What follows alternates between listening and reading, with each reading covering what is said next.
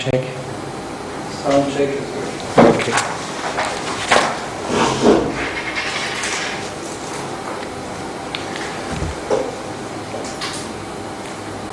Good morning, everyone. Morning. Thank you. My name is Peter, for the benefit of the people that will watch the video later on. I will today recap a little bit of what has been said in the past few days, because it is important. This is the last stage where we put everything together of this particular section. And the topics that will be treated, or that were treated in the past few days, were of course arbitrage. Arbitrage in the larger sense, that is, not in the narrow sense of exclusively a trading flow. Arbitrage should be interpreted in a much wider sense, and it is in fact the driving force of a dynamic market process. Arbitrage is present in every market, not only financial markets. It is present in commodity markets. It is present in asset markets, perhaps with one obvious limitation, which would be the real bills market. But basically, the professor's description of arbitrage in the consumer good markets is not limited to consumer goods. It is not limited to financial markets. It is a dynamic process that you will find in any market. At least I've thought so, and I've tried to find an example where it would not work. I could not come up with any. Now, arbitrage is in fact a market strategy that has three components. We've seen this in the past few days. It has a component of horizontal arbitrage. Basically, that's where you choose to opt out, or you choose an alternative. There is the component of vertical arbitrage, whereby a supplier of a good or a commodity or a service would divide his offer into a few parts. He would, and I'm thinking here of a specific example, maybe. Well, let's take a specific example. The iPad or the iPhone comes in a few versions. There's an example of a vertical arbitrage of the supplier. He will offer you a choice. This is what marketing people do all the time. You can get the 16 megabyte, the 32 megabyte, and the super deluxe, whatever, the three versions. The third form, and the third component of arbitrage would be the bid-ask arbitrage. Without that last form of arbitrage, it would not be complete. You don't have to think of ask-bid arbitrageurs as people on the financial market and people on the New York Stock Exchange pit or the floor, shouting left, right, and center. It can be much simpler as that.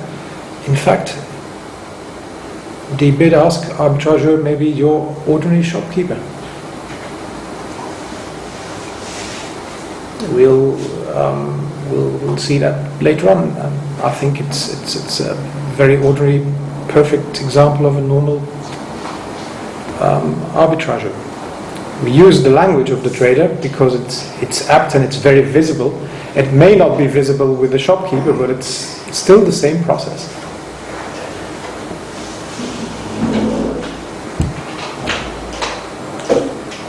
Before we get there, I still have to say something about straddles. We've seen straddles, which is again the language of the trader. The straddle is an instrument, and he sets up a spread. Now, a spread is a setup in order to expect some benefit. Either benefit could also be damage control, to set up a spread to narrow losses. So, sorry, he sets up the straddle. The spread is the result. The difference. Yes. Let's make that distinction clear and keep it. Okay. Excuse me. Yes. The straddle is the setup. The spread would be the result of, or the expected result of the straddle.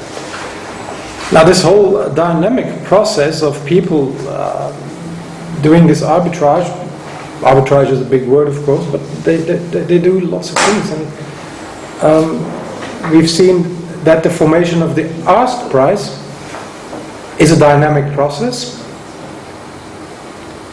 Sandeep has treated that yesterday. The same goes for the bid price. It's also a dynamic process.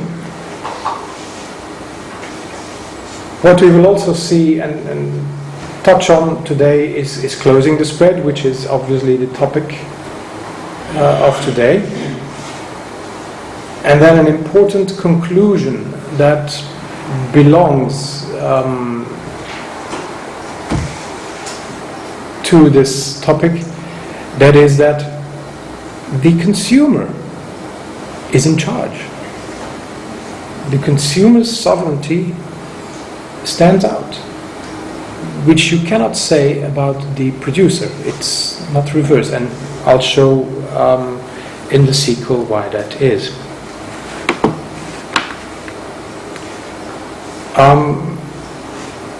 Perhaps important is to have another look again at the formal theorems that Professor Fekete has formulated.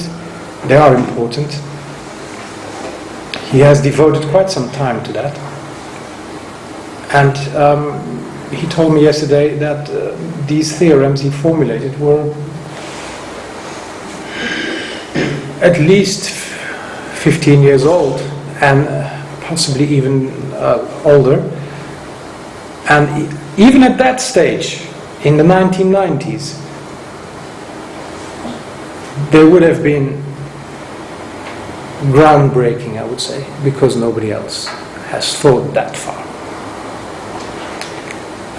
Just to refresh your mind, the formation of the ask price, if you cannot see the colors on the projection, it would be visible here on the board. You've seen this graph a few times here.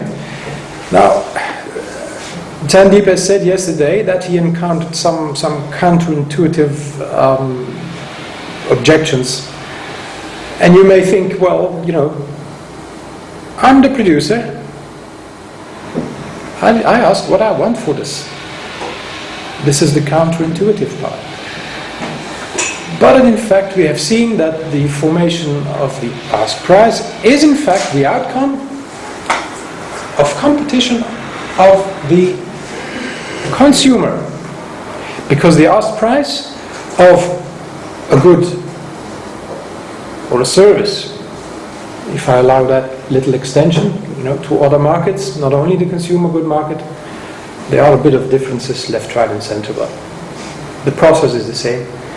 That ask price A marks the point where the opportunity cost of buying an additional unit of that particular good becomes critical to that marginal consumer. And now he's of course the first one to refuse to buy at that particular price, or to buy the uptick in traders' language, and it prefers to buy the alternative, which is just simple horizontal arbitrage.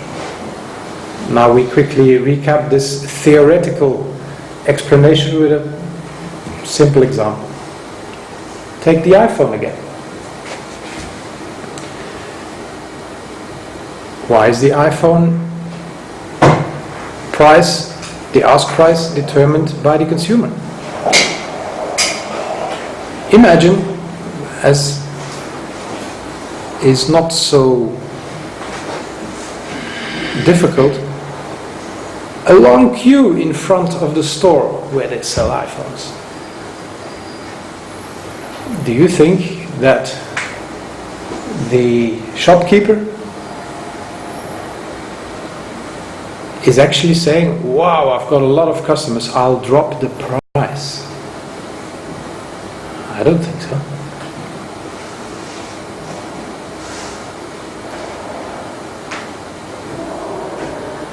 There is, of course, another aspect to this.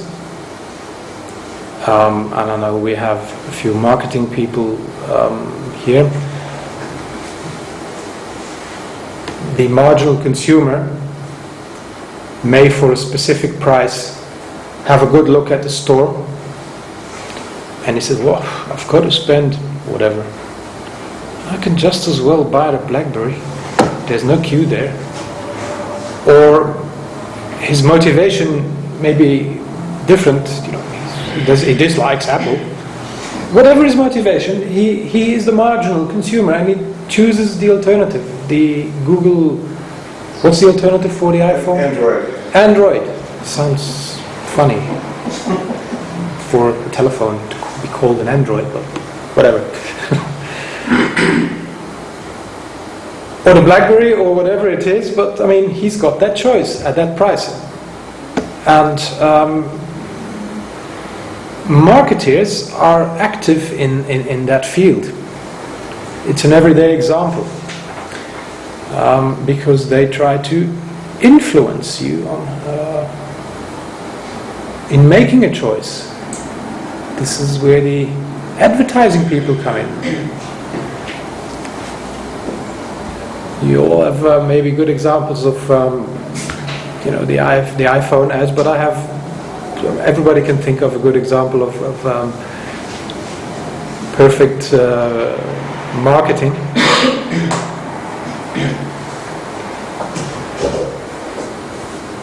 Now, I think here of a good example. I live in Belgium near a very big brewery called, you may know this, InBev. Ever heard of InBev? Yeah. The beer drinkers would know. The beer drinkers would know InBev. Don't they own Budweiser I think they own that, yeah. Well, it's a giant brewery, and Belgium is littered with smaller breweries, and one company did find it very funny and probably lucrative to drive a truck into Leuven in front of the brewery. Leuven. And you know these trucks with billboards on the side.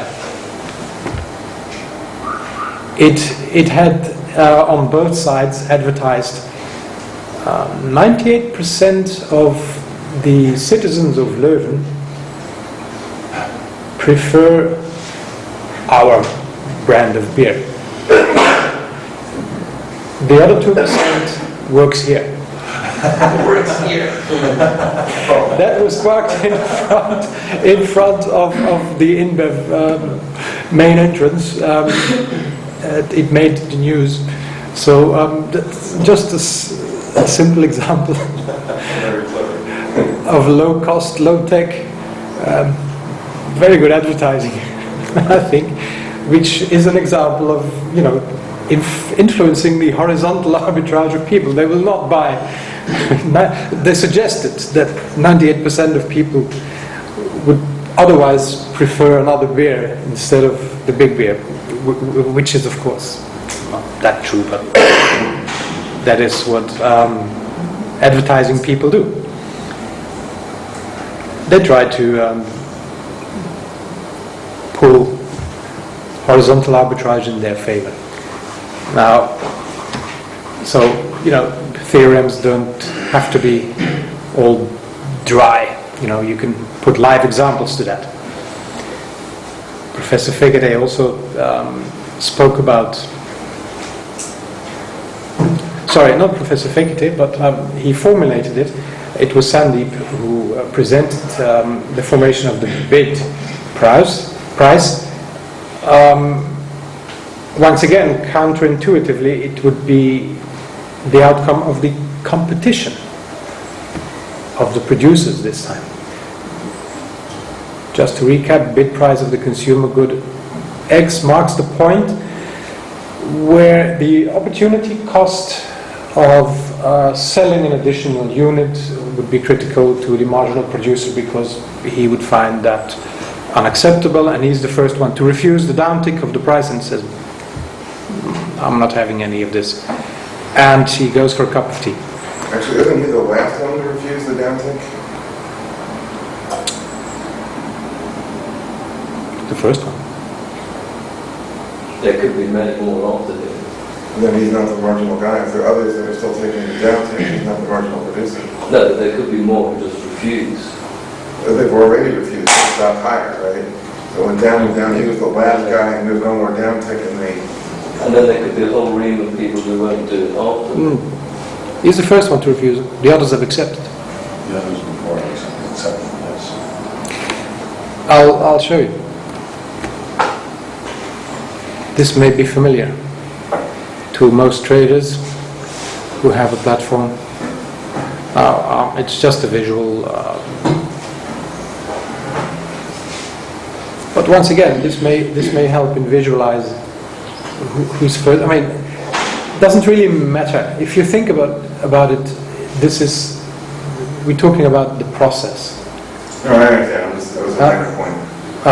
Of course, you can think deeper and say this is the first one or the last one.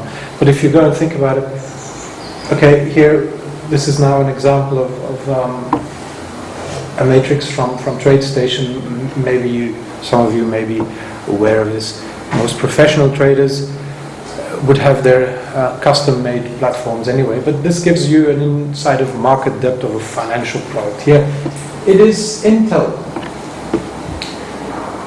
and the tick is with the bid. I believe, if I'm right, Sandeep. Are you familiar with this kind of? The tick is with the bid, isn't it? If the tick is with the offer, the green in the bottom would. This would switch light, and then you have here. I think would be with the ask. Doesn't really matter that much. If you're interested, you can have a live demo, I suppose. But it gives you an insight what the mechanics are, what the process is. In the middle is the price, and we have seen this yesterday with Sandeep. So I'm not going to make a big fuss out of this. We need to just illustrate the workings of the market. You can think of this process in several ways, but it doesn't have to be this complicated, because it's applicable to any good. Not that this trading platform would play in your head when you go to the shop. It's much simpler than that. The formation of an iPhone, the sticker price is the offer. When you walk in, you are prepared to buy at the ask, or to buy at the sticker price. You may have a lower bid, but you're not prepared to haggle. Therefore, that's the price. You accept the bid, basically.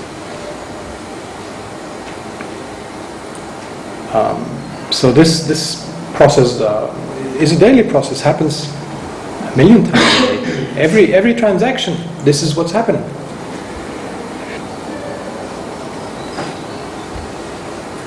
And as I said, a lot of people have made it their business to influence horizontal arbitrage and to influence vertical arbitrage, because in the formation of the bid prices we have seen, the bid price of an iPhone, for instance, is the outcome of the competition of the producer. Now, maybe a bad example because there's only one producer of an iPhone, but imagine there are several generic phone manufacturers.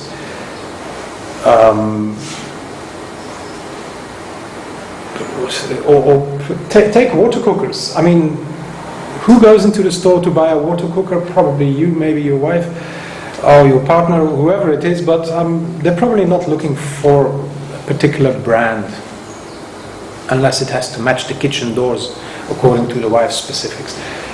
Besides that, it's a generic water cooker. And then, of course, the whole dynamic would fit. Note that there are people who make it their business to try and differentiate.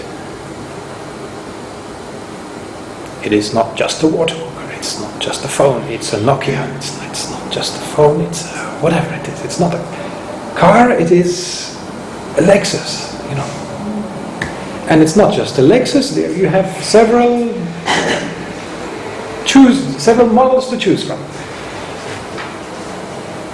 Why do the marketing people do that? Because they know there's a pitfall. If there's lots of competition, that's what we have to do. The spreads due to competition are reducing, and that is the answer of trying for producers to try to at least protect the spread from shrinking further, and perhaps some are successful, like Apple, they can widen the spread again.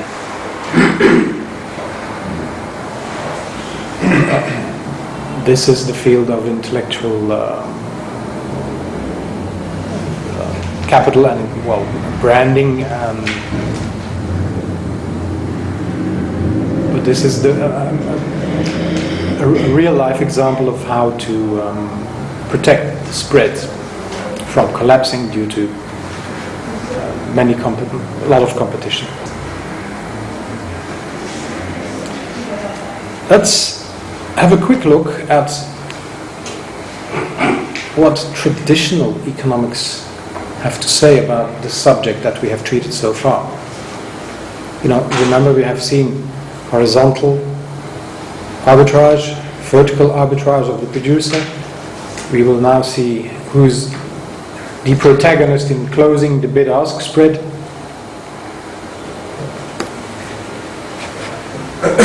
Traditional economics, what do they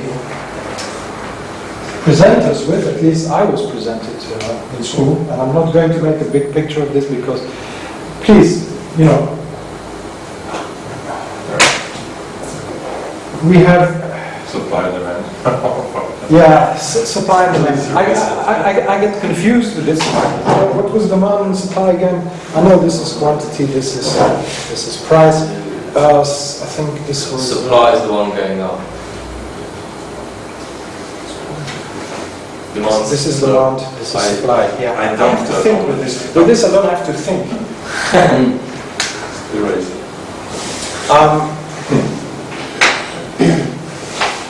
Can you see any dynamics in this process? No. In fact, the spread, this would be the spread under traditional economics, and it is suggested that spreads are protected by reducing volume. I think that's a leap in conclusions because it's much easier to see that the spreads are widening when volumes are either getting small or getting very large, but then spreads are also widening again, which is, you could see it here, but don't get, in fact, I'm going to wipe this away because I don't want this to burn your retina, and certainly it took me many years of wiping this out of not only my retina but my brain. It is confusing. It is rather confusing. This is what traditional economics have to say about the rather static process of demand and supply. It gives you a so-called equilibrium point. In fact, this demand-supply story would suggest, as I've said earlier, that a high demand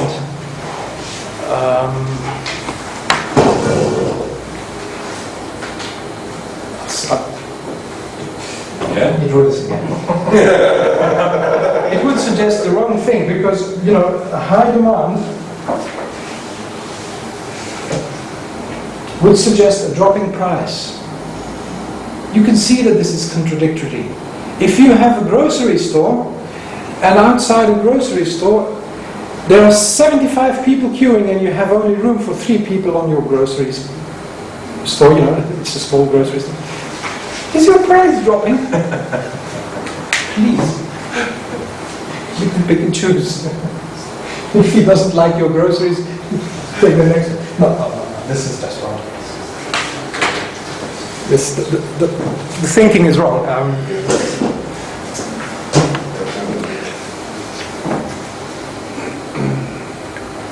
The better thinking would be thinking of dynamic process of arbitrage.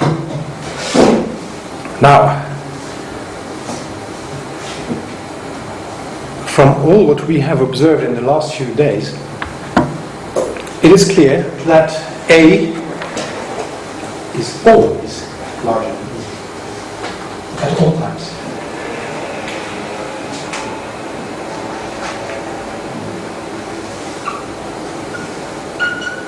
For the mathematicians, this is strictly higher. For the rest of us, the ask price is always higher than the bid price. The spread is positive. Maybe small, but it's still positive.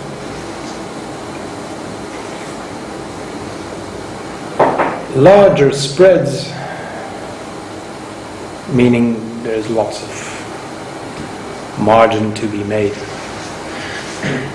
with every sale, with every straddle, and you repeat the process because you're the only one. Every straddle is very nicely, easily made money. It's obvious that you are, unless you've got government protection, it's obvious that you will get some competition. In comes the second guy. Now, yesterday we briefly spoke about the cafes in London, where the bidders and the askers, the bid and ask would meet, supply and demand would meet, and the innkeeper would be supplying drinks. But in comes a very clever guy, and he says, well, he would jump from left to right and whispering in the ear, I'll get it. And then he jumps to the other side. I have it for you. I'll for you. What he's doing is he's trying to buy at the bid and sells at the ask.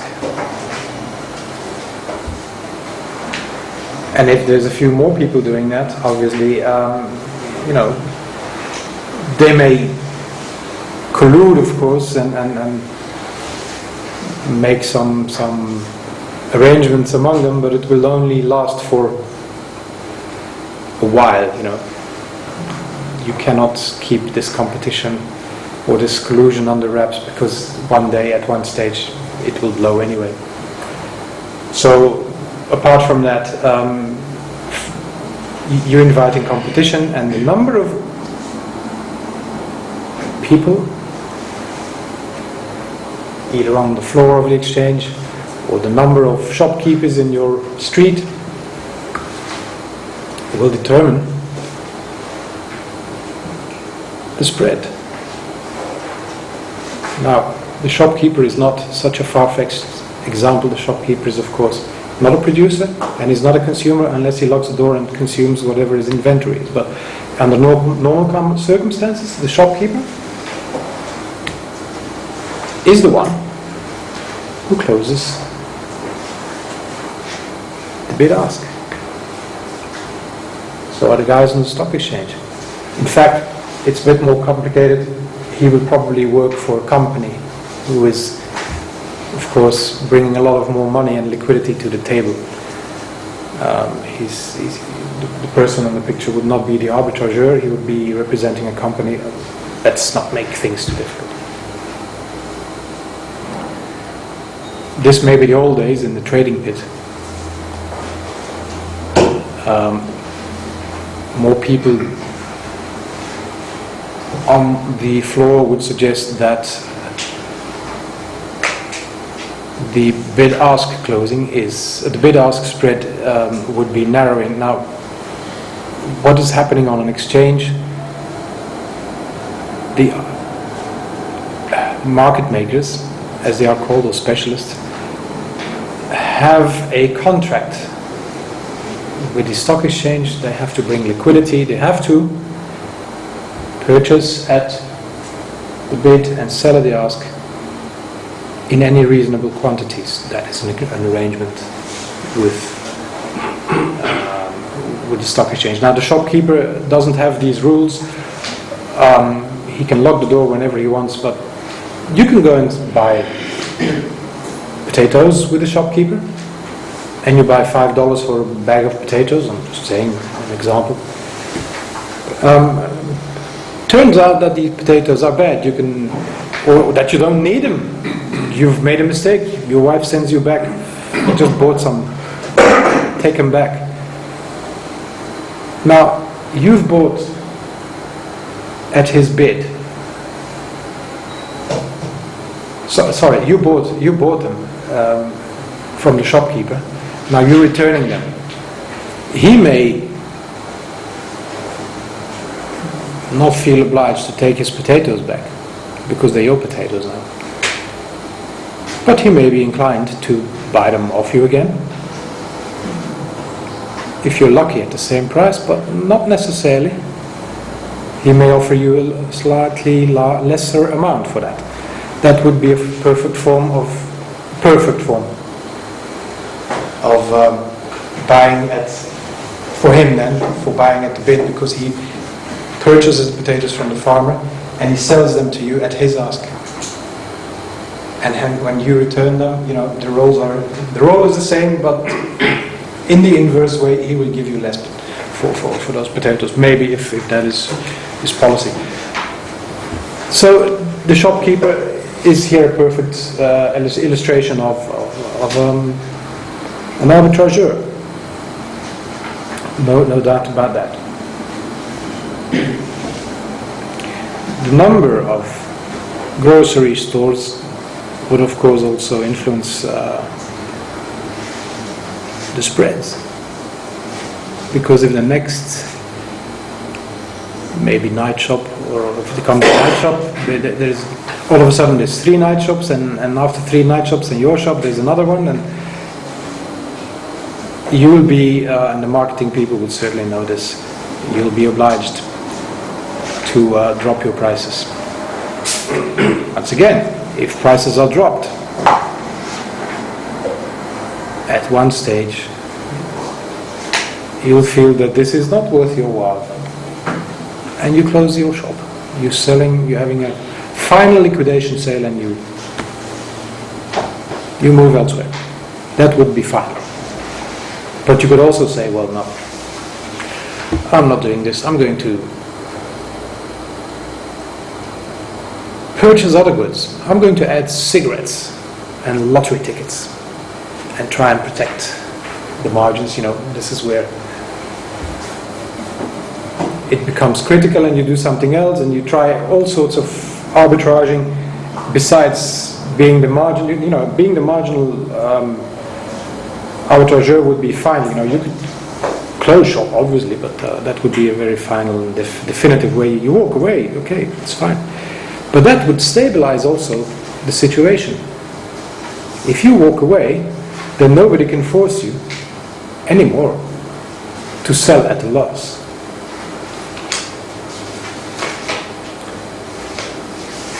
Or sell at a price that you don't like. The price that you don't like that depends on your spread. He doesn't know that. He never knows what your spread is or what your profitability is.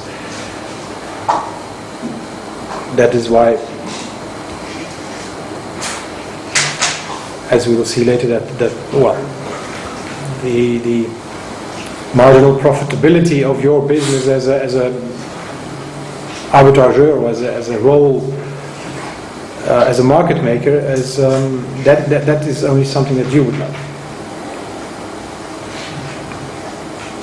When giving all these examples, we can conclude now that we have empirically as well as theoretically established that there is a market process and that it's dynamic. That the spread is also stabilized by the person who walks away from it. The first person to walk away from it would be the marginal entrepreneur. And in the case of market makers, the marginal market maker. He may walk away. But that stabilizes the spread. Nobody can force you anymore. We've seen yesterday that spreads would be narrowing, but it doesn't go on indefinitely. It stops there where the marginal market maker puts a halt to it.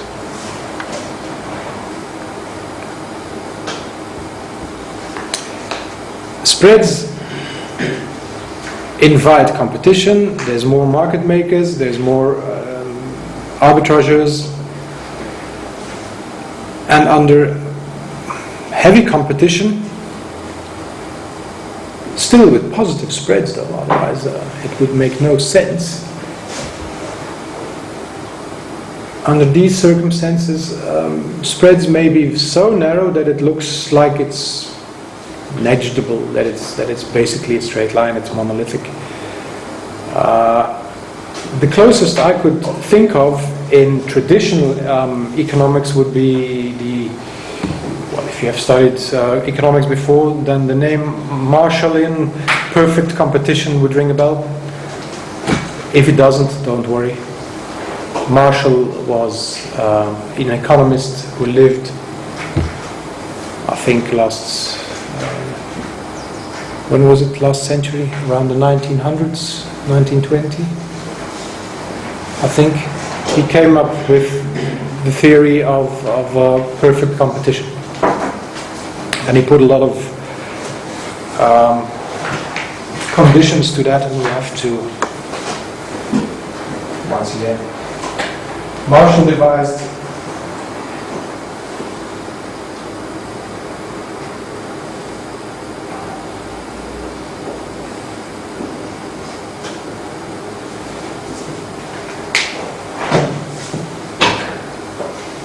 and he proclaimed that there was one price, monolithic price, and a perfect competition which would have to You're not going to let that bring into our redness, are you? I'm not, no. Okay. You can, the picture is small. Forget about it. It's not, and it's not because this Marshall person or his theorem of the perfect competition, for which there are lots of prerequisites. Sorry? Oversimplifying assumptions. Oversimplifying. Well, he had many assumptions, namely that there's no entrance. You could enter that market freely. You could exit that freely. It's not real life. It's not real life.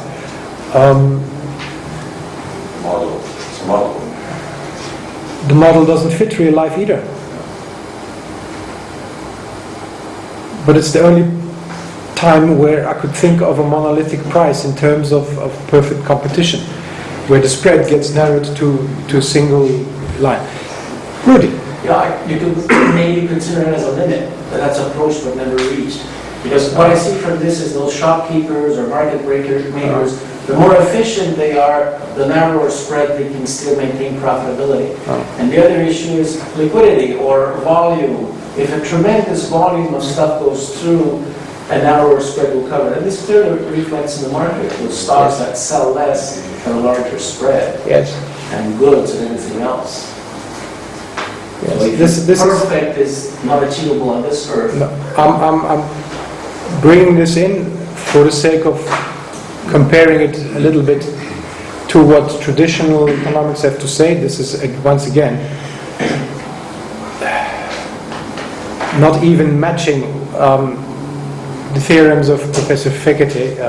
I mean, not by a large step. I mean, these theorems of Professor Fekete are way ahead of anybody.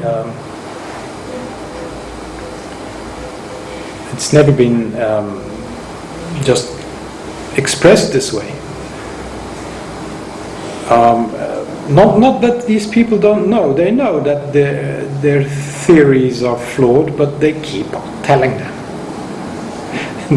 Nevertheless. They blame imperfect markets for not being good enough to live up to their theories. That's well Yeah, well said. That's well said. This is a perfect show of the ivory tower they live in.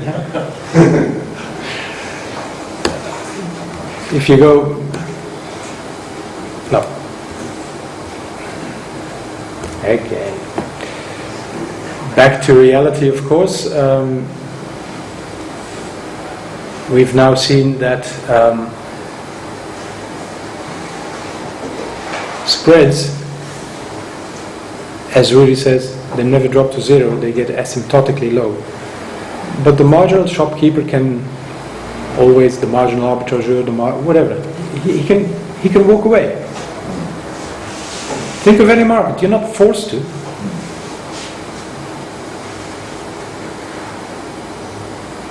And the spreads are determined by the marginal profitability. Now the marginal profitability is very individual. Depends on what he has paid for his capital, or what he's paying for his capital. That's an interest rate function, and the function of interest rates is an entirely different subject on which I'm willing to expand, but not here. Of course it matters. Did you think it matches in traditional economics? I mean, the word interest doesn't even come in there. Not in demand and supply dynamics, as they call it. Because demand and supply dynamics in traditional ways, they would have to draw several other lines. But forget it. It is my task to point out, and it's certainly not difficult to see, that spreads are determined by marginal profitability, and they're never zero. It cannot be. There is another important point. Market makers, the role of the market maker, the role of the shopkeeper, the role of the specialist, the role of the second-hand car salesman, he's also a market maker. But you can think of any market maker in real life. That role is important, and they all bring liquidity to the market. Even the second-hand car salesman needs starting capital. And he needs to purchase cars from a person, or take over cars from someone. He needs some liquidity. The shopkeeper needs liquidity. The market maker and the stock exchange need lots of liquidity. That's the nature of the game, of course. Now, the role of the market maker is that of bringing, closing the bid-ask spread. And that's important. You need liquidity for that. But he's there. His role cannot be overlooked. Without him, there would not be a shop. Without him, you cannot actually buy directly a car from your manufacturer. You cannot buy stocks directly from the company who issues them. Not efficiently. It's a very important role. And his role is also pertinent in so far that he is bringing efficiency, because he obtains the lowest possible price for the consumer / buyer that his money can possibly purchase. And conversely, of course, the role of the market maker would also establish that the producer is obtaining the highest possible price that his efforts can bring about. Take away the role of the market maker, shopkeeper, go-between, and the efficiency falls away. You will, as a producer, not obtain that much, and maybe counterintuitive thinking here again, but you can probably sell a few of your machines if you're producing machines, but not as many as you would have got as you would have sold if you had go-betweens. There's a distributor's net or whatever it is. The marketing people would know that. Now everybody knows this. The economists know that. There's many books written about this.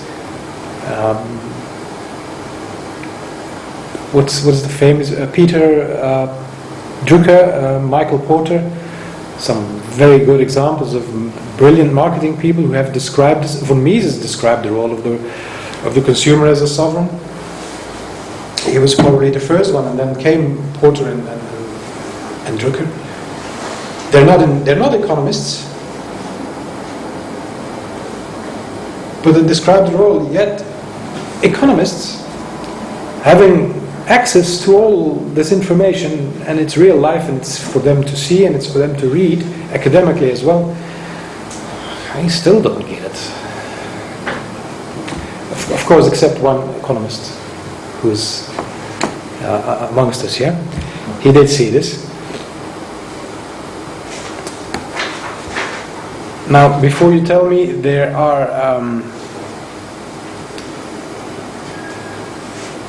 some pertinent examples of where things will not work as market makers. Think of this. This is an auction clock. Is this a market maker?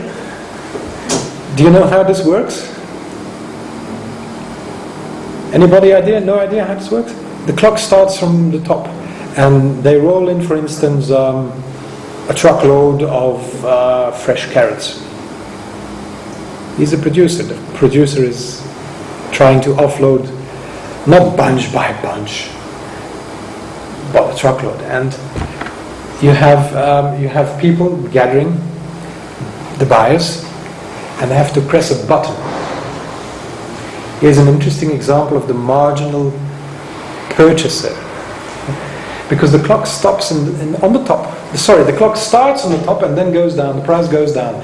Whoever loses his nerve first presses the button. I want them now at that price. Tick, that's where the clock stops. Isn't it? It's a Dutch auction, isn't it? It's a Dutch auction. I don't know. It's probably used elsewhere also. No.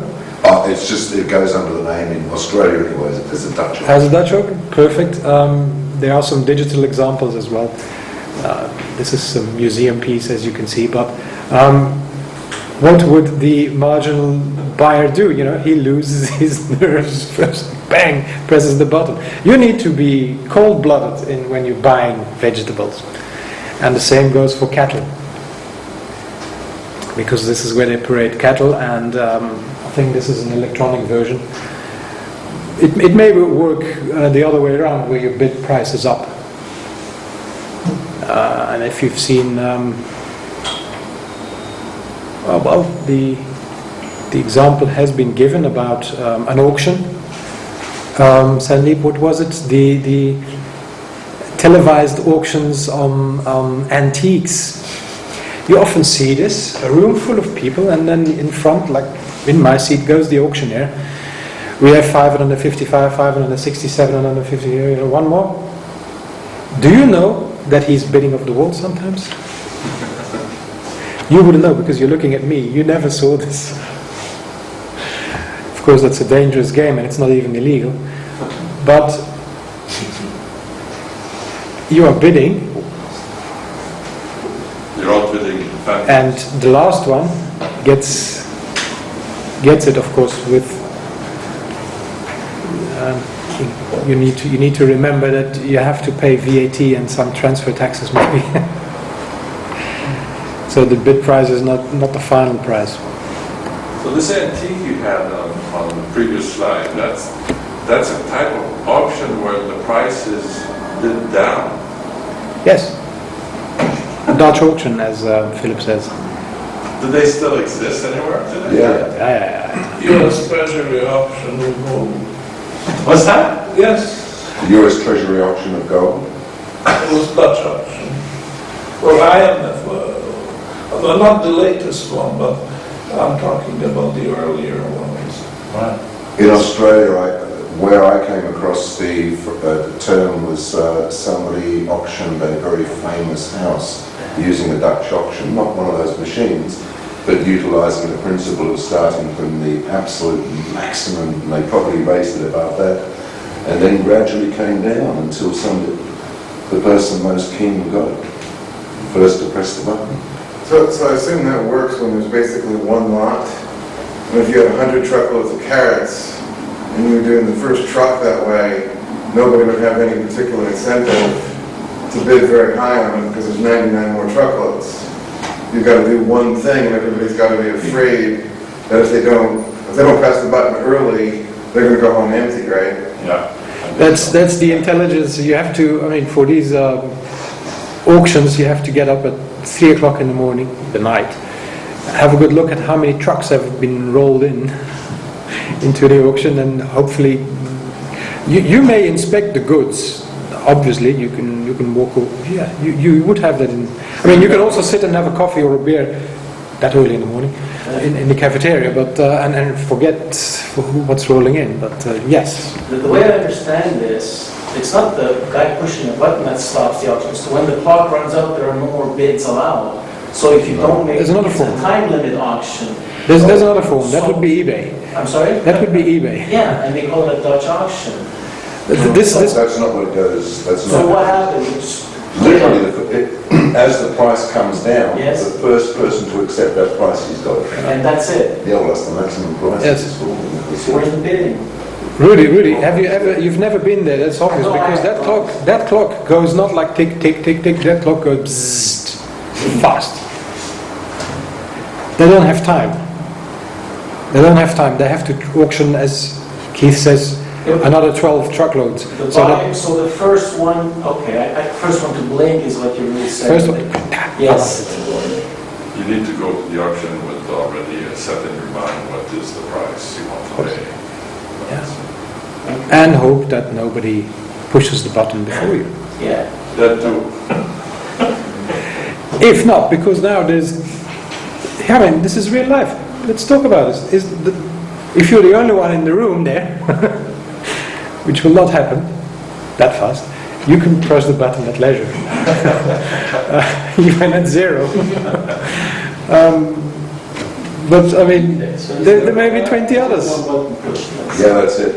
I'm going to get one by your side saying, I want this house, I want this house. Yes, you make too high to make sure you get the guys. There is a reserve price. If the clock goes below the reserve price, it's withheld. It still exists in Spain, Barcelona. There's a fish market. I saw it, and they auction the fish with a reverse auction. See, this is real life examples of market makers. You need markets, not only financial markets, but closing that bid-ask spread this is the process. And whether you visualize it in the form of a clock coming down, or you visualize it in an electronic platform, it's the same. The process that Professor Fekete has described in a theorem would apply there. It would apply in a fish market in Barcelona. It would apply in a Dutch auction. It would apply also there in the shopkeeper.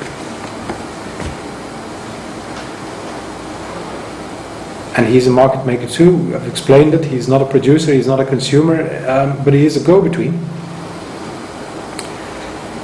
And this is where the first part, and I'll take another 5 minutes or 10 minutes maybe to have another look at the inverse side. This completes, of course, the marginal analysis of the price formation of consumer goods, but any good could do so. It is, of course, analogical to the price formation of producer goods. Let's have a look at producer goods. Yes? Just coming back to that reverse auction, there is no ask price there. There is the reserve price. So the reserve price. Yeah. Below which, I mean, that's the marginal. That's the reserve price. Think of that as, that's the price I walk away. If that is not kept, I'll walk away. Right. Simple, huh?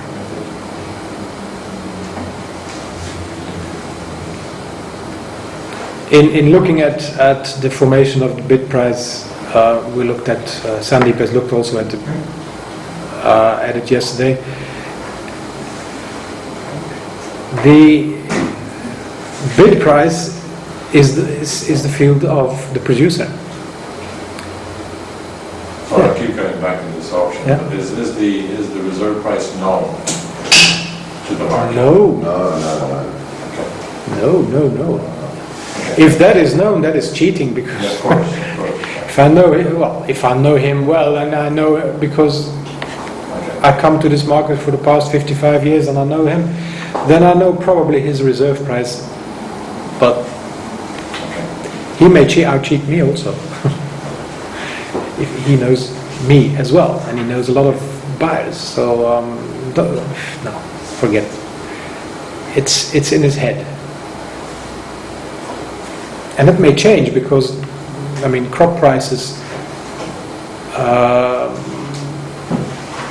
differ. His costs are playing a role. Not that his costs are what determine the price, but it's the price he walks away, the one. Maybe not the next one. Huh? So, we're on the topic here. The marginal producer may decide to compete, or if not, or if he does so, he will have to differentiate heavily if his margins are under pressure, and if he wants to maintain a high spread. And he may not be successful. iPhone and Apple is one successful company in differentiating and in adding some brand value. Now, brand value may be, it's intangible, but it's what they do.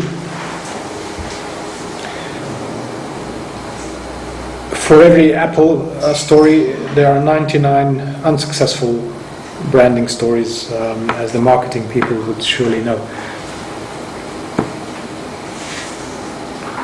So,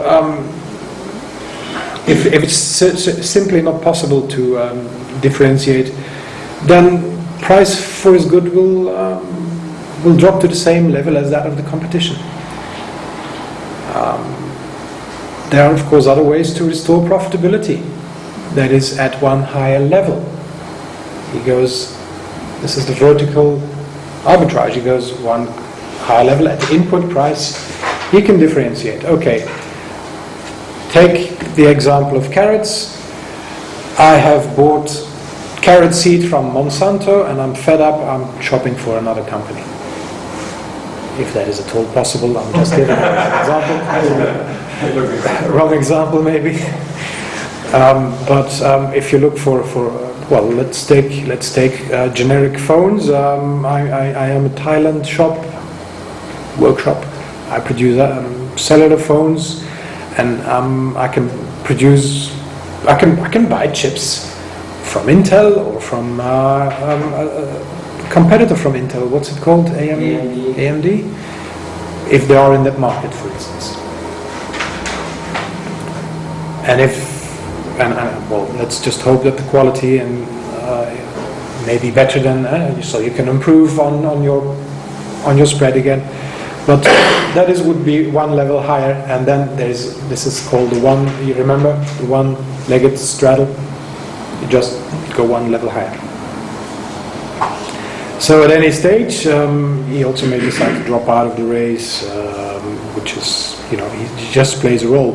He may liquidate the stock quickly and then say, well, fine, let's get rid of the last few 300 cellular phones. We build a new one quickly with cheaper batteries, cheaper antennas. Whatever it is,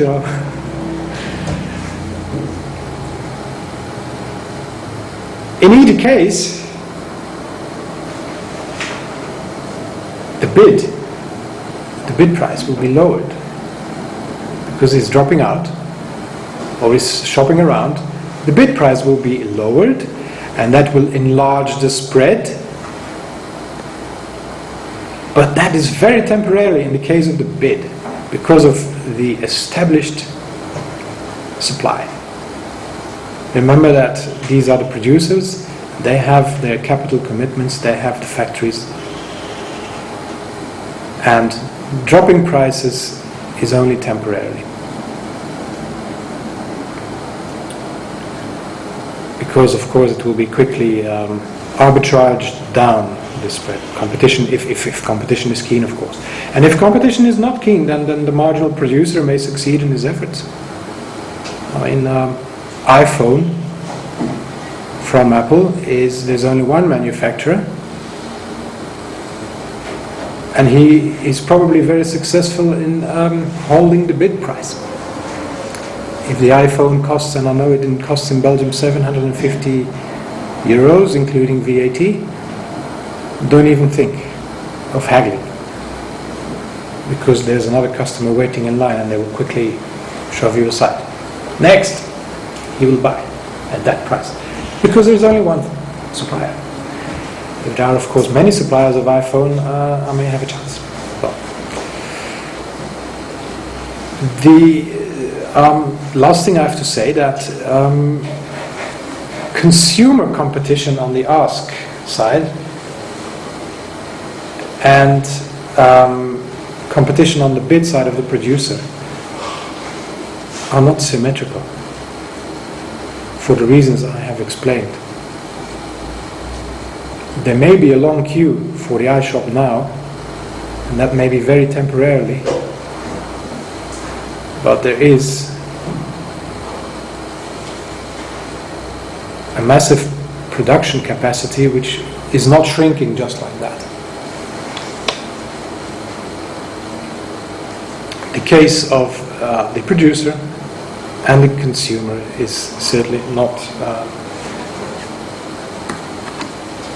symmetrical. And now,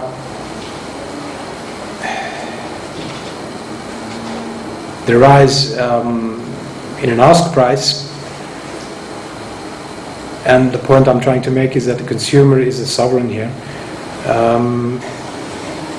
The rise in the ask price, because of this, lots of customers in front of your store, there's lots of buyers on the stock exchange, prices are rising.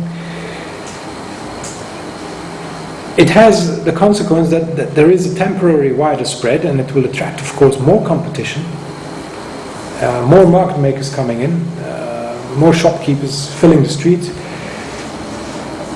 That rise in the consumer demand will be temporarily increasing the spread. just long enough for producers to close the gap, and they adjust their production to the increased demand. But production is established now. So a decrease in the price due to increased production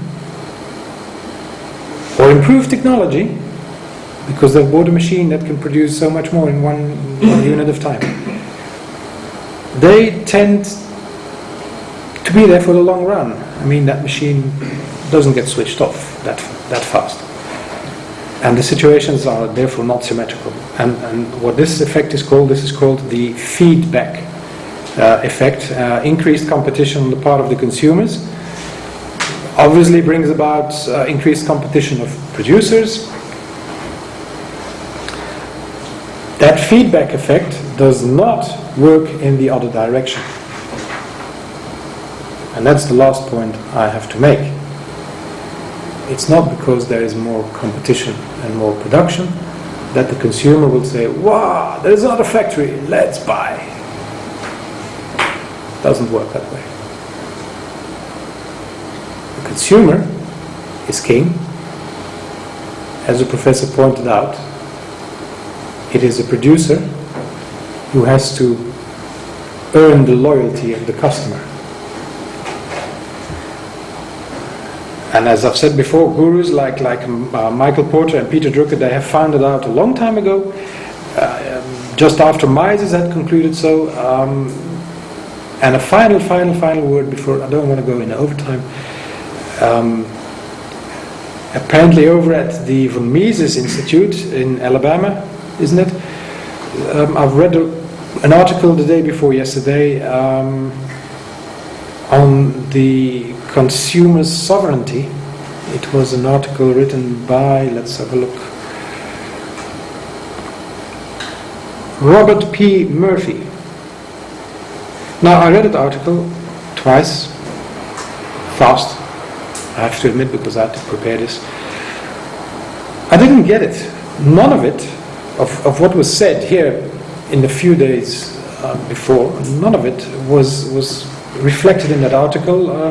So I don't understand, because it comes from the von Mises Institute, and in fact it was in that article very much doubted that the consumer was a sovereign.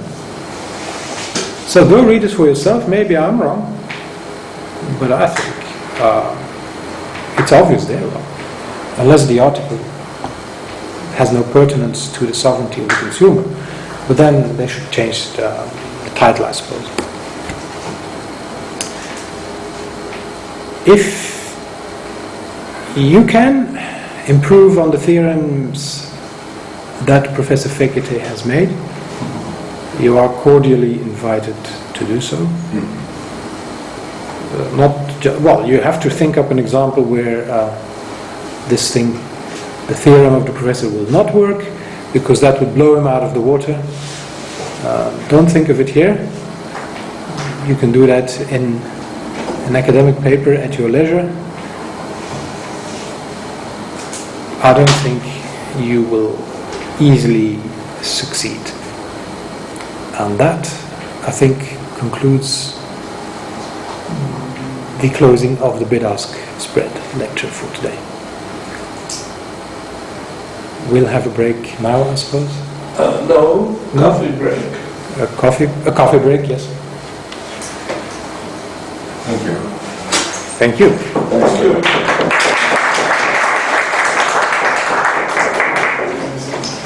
There's presentation, so the floor is open to questions.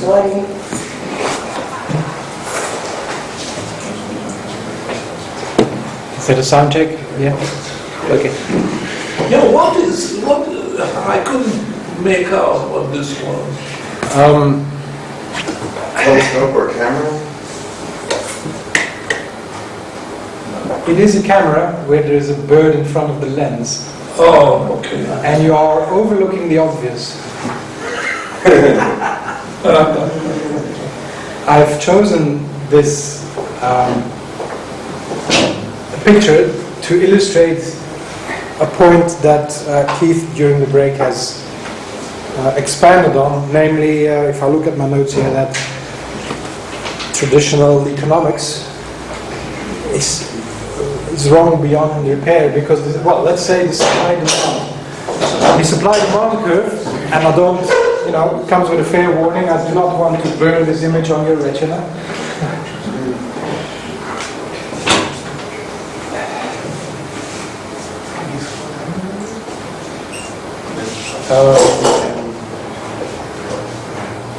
We supplied, and what was it again? This is demand and that's supply. It would, first of all, it's obvious. It's obviously wrong because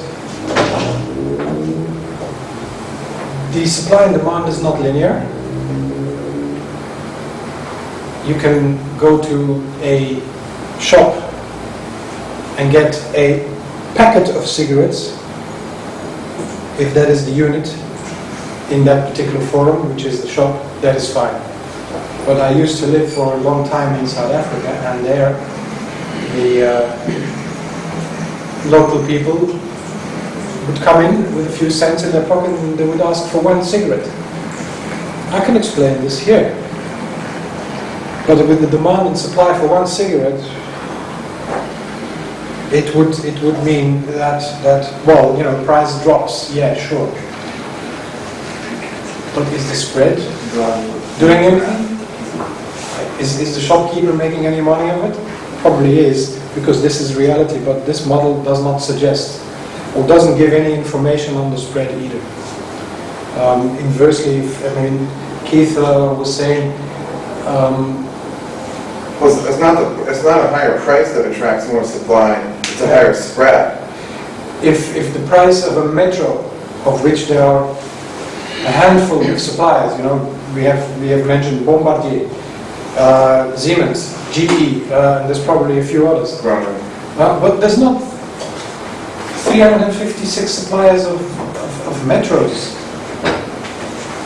And a metro would cost, a metro project, which is highly individualized, but let's say it would cost you $1 billion to supply a metro to a city like Munich. Probably they have one. But what does the price tell me? Wow, $1 million, let's get into that. There's money to be made. Excuse me, is there? Yes, there is. I may tear my pants, as they say. But you cheat the customer. It's the spread that holds the information. It's the spread, and actually it's the spread of the new entrant that determines whether he wants to get in. His spread will of course be much smaller and probably negative compared to the existing players who probably have a large positive spread. Yeah. Again, traditional economics, and I was one of those victims. I had to study. What was it again, Keith? Elasticity. Oh, yes. In itself, not difficult, but it's an exercise in nonsense. What does elasticity tell you? Okay, it tells you that the price is not, or cross elasticity with another product, a substitute. I can remember all that nonsense, but it tells me nothing about the spread. It's all about price.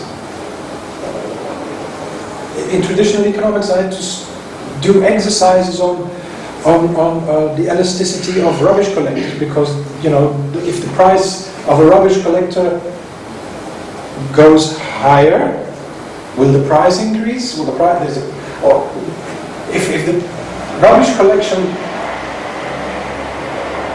was not very elastic to price, it would mean that people would pay no matter what. I think that was the concept. Yeah? Whereas if it comes to cigarettes, cigarettes are not very price elastic.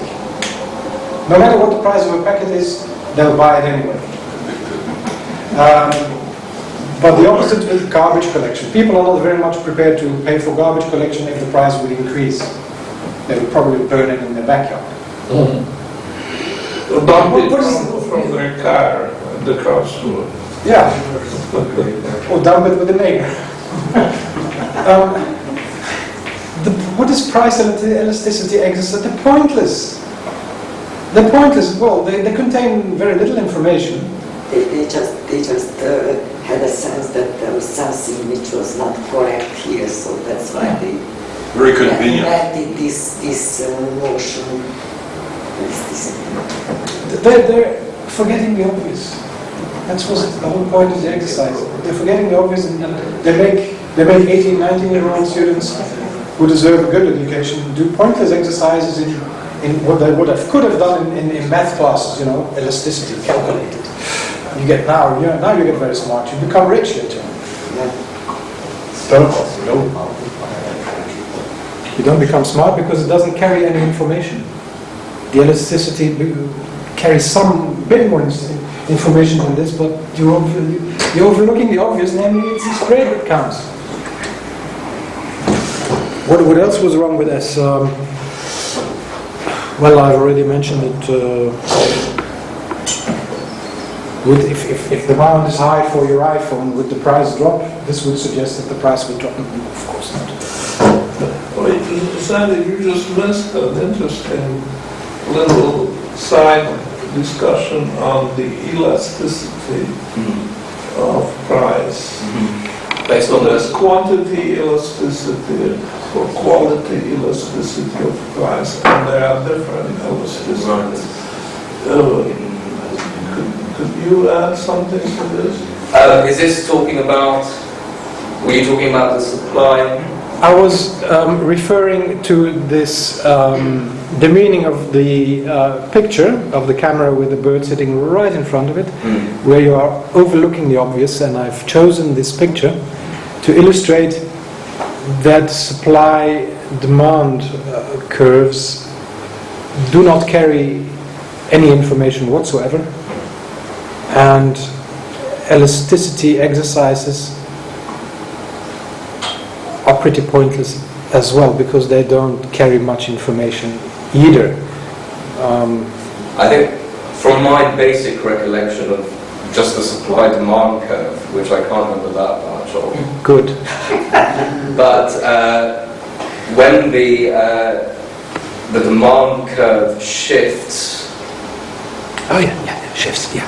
so the price goes up, Yeah, price mix. so it will I remember that. it will do something like Supply will change. it will do that. So your equilibrium promise will do that. That's all I can remember from it, and I thought that was pretty simplistic when I remembered it, when I did it. But that, again, that's pretty useless. That was what they call Economics 101. Indifference. I don't know. I honestly can't remember what I just remember the mechanism. Indifference curves, yes. Indifference curve. So for the same price. I have tried to forget that. Yeah. Yeah, please. Yeah. For the same price, the quantity demanded goes up, so the curve shifts, and so the price goes up. You know, I mean, it's. Okay, this is no examination. But Anyway, it's rubbish. it is. So if you haven't studied this, I don't think you missed. You don't have any unlearning to do. Yes. You're ahead. But unfortunately, I did, so I have to be reprogrammed still a little bit, I guess. Okay, would you like to draw a elasticity curve? What curve? Indifference. Indifference curves. Do you remember? Something like this. I think these guys are better. He's studying this right now. No, but it is a market. You're younger than me. You may remember. They could come out with a differentiated price. So it was like This price at the best, what do we think is the demand? Don't ask me. I don't know what it's. I would honestly not know anymore. what I was referring to was Basically a snapshot of one market for differentiated product. got two one goods. moment in time. no. I just wanted to know your And then criticism on the other hand, on this shift where it just dropped now. chips, you may Oh, yeah, the shift, better yeah. price So than if you buy one chip. So Why you doesn't- calculate why- you have to figure what's out what wrong your with this? maximum profit is. It doesn't carry any information. Is this a shift in ask or a shift from the consumers? That we can explain, and it's temporary. It is shifting rate from the producers, we can also explain. And it doesn't take much reasoning to know that once you have a higher spread, it will attract competition.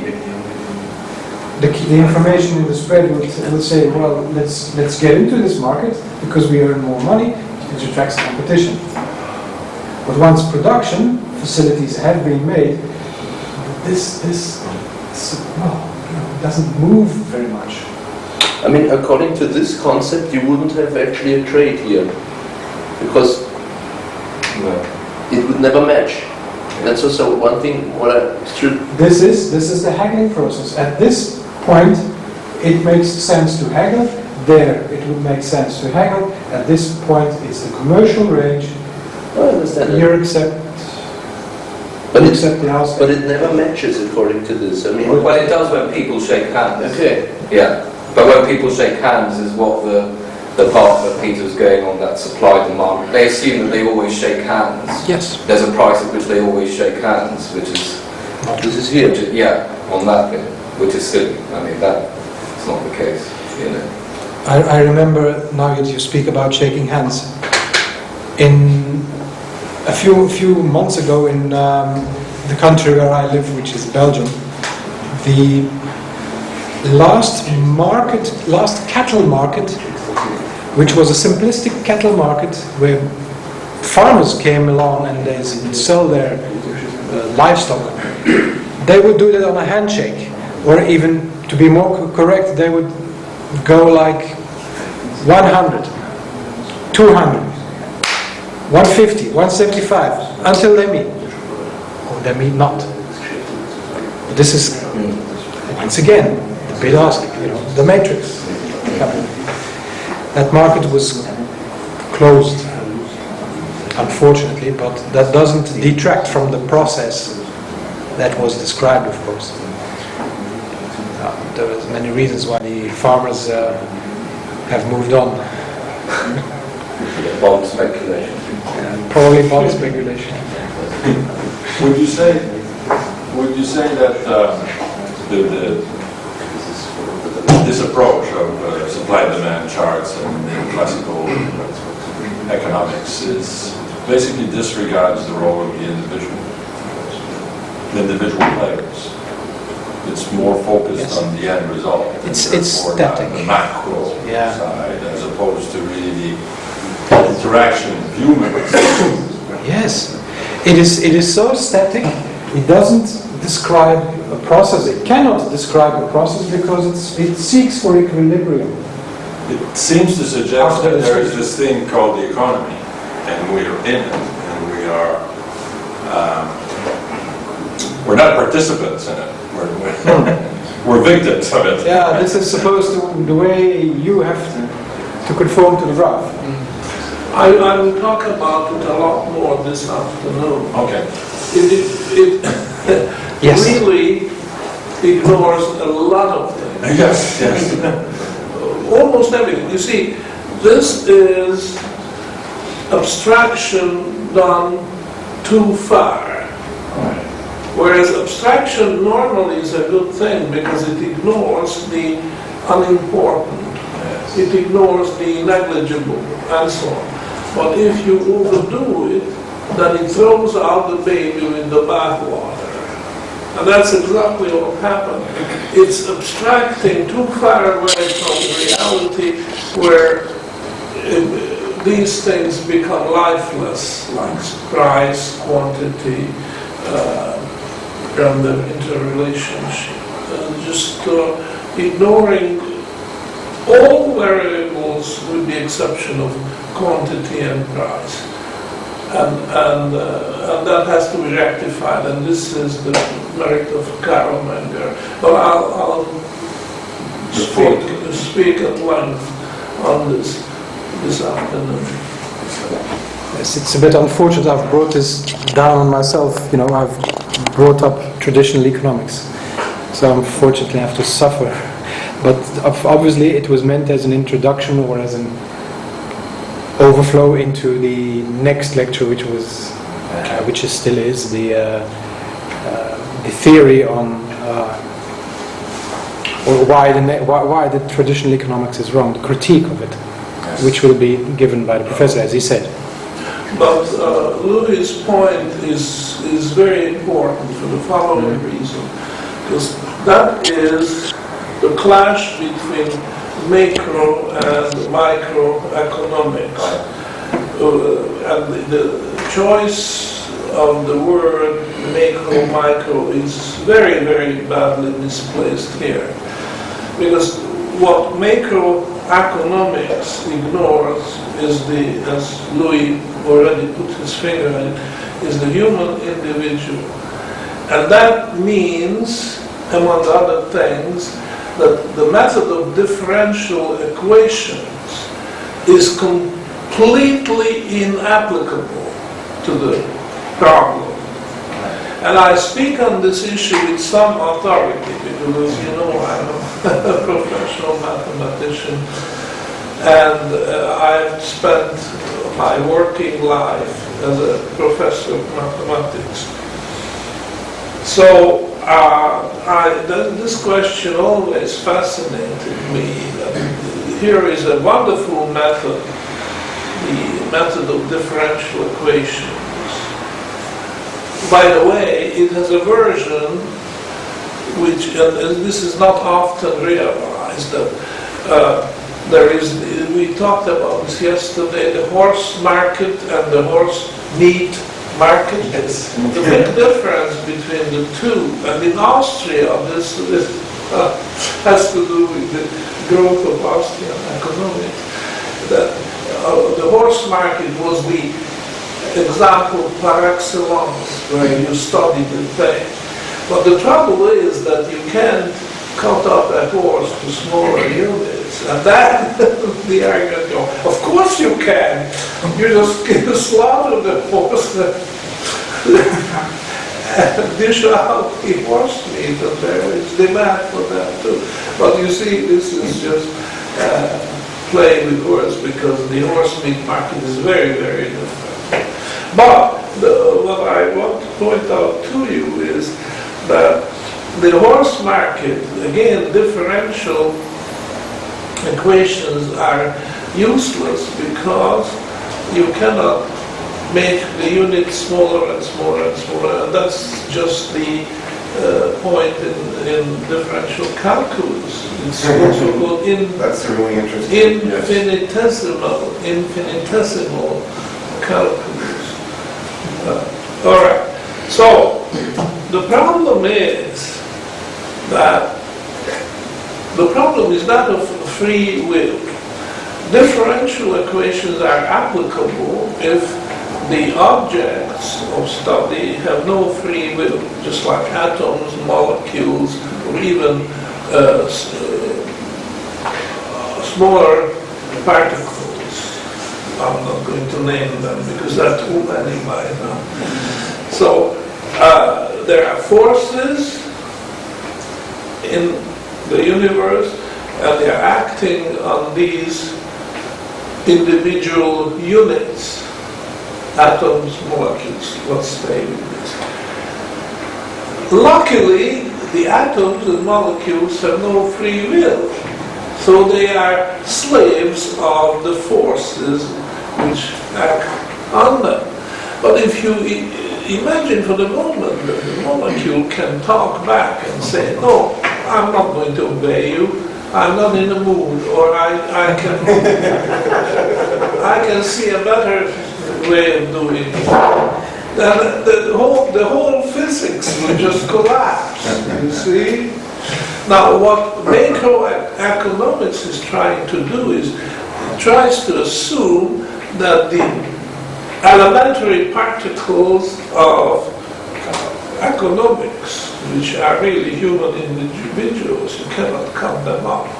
You know, they are not even the horse meat market. But you can look at them how to behave. Yeah, that's right. That's right. We know what happens when. Anyhow, the human beings do have free will, Now, it doesn't mean they can change the laws of nature, but within a small but definitely defined circle, they are free to act and they have choices. So as a result, the method of differential equations is not applicable. Whether you like it or not, it's simply no good because human beings can talk back. Not all of them. I know the large mass of humanity is just like the new word is sheeples? Sheeple, yeah, sheeple. Herd-like. They go with the crowd. They follow the trend. They are not leaders, they are followers. And therefore, for great lengths of time, it looks that really human beings have no free will because they just obey the forces or government order or propaganda or party politics, whatever. And it's easy to influence. Vote buying comes in, and all these things which work against free will. But at the bottom, you cannot deny the fact of the existence of free will. So the method of differential equations is completely misplaced when it comes to economics. And this is completely ignored today. I mean, I would say 95% of the output of the economist is based on macroeconomics actively using differential equations.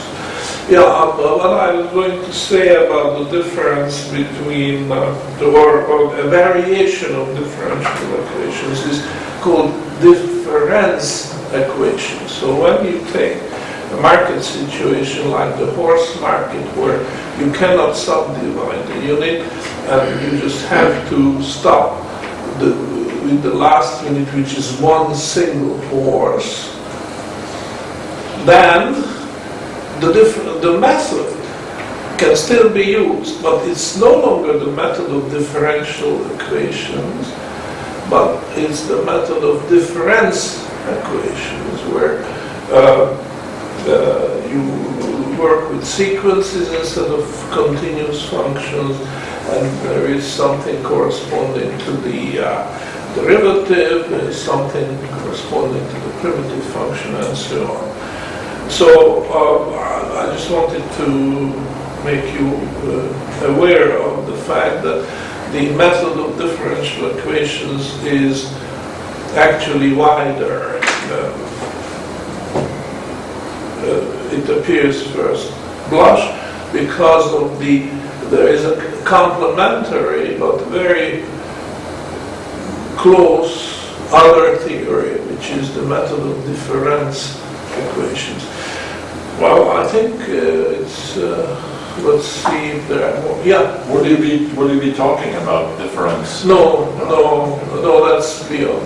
But because the same remark applies, that basically in economics the method is not applicable. That refers both to differential equations and difference equations. So this is just a side remark, but it's very interesting, and we suffer for it. This is a basic mistake which philosophers should have pointed out 100 years ago, that